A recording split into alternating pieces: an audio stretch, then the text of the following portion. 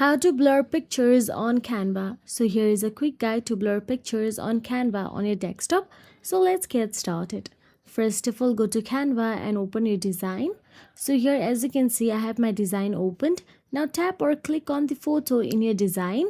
And once you click on your design, you will get to see some options available on the tab bar of your image. And there, tap on the edit option available there. And once you tap on the edit, simply scroll down and there you can see effects option available where you can find the blur option.